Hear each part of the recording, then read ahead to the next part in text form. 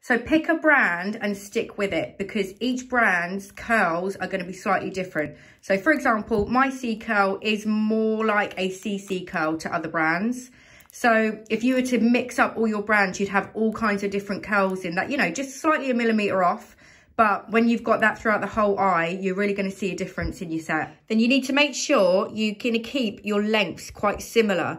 So if you're trying to do like a wispy lash set on classics, you're going to accentuate gaps if there are gaps. If your client's like this one has got 1,000 lashes, then yeah, you can put some taller ones in, no problem. And it would still look great. But really with classics, you need to get them as full as you can, because you're relying on every single eyelash for a real good full coverage. So keeping the lengths nice and close together is going to make sure that you've got to keep them as full as you can. So on this one, I'm going to go 8, 9, 10 on the inner corner. Outer corner, I'm going to drop it down to a 10 and a 9.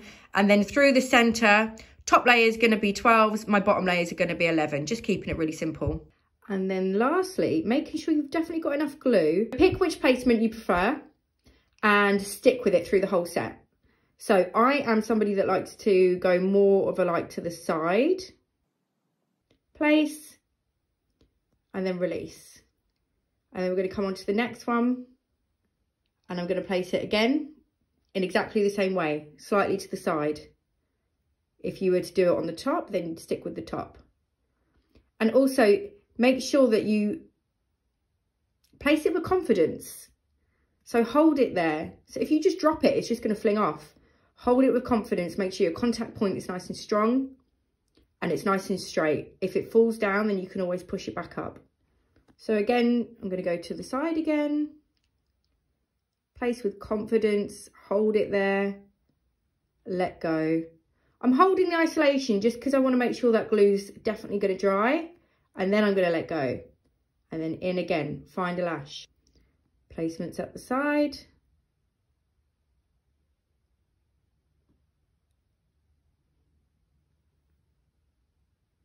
And release.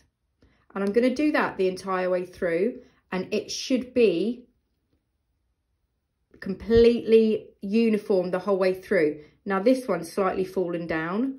That is not going to sit in the lash set anymore.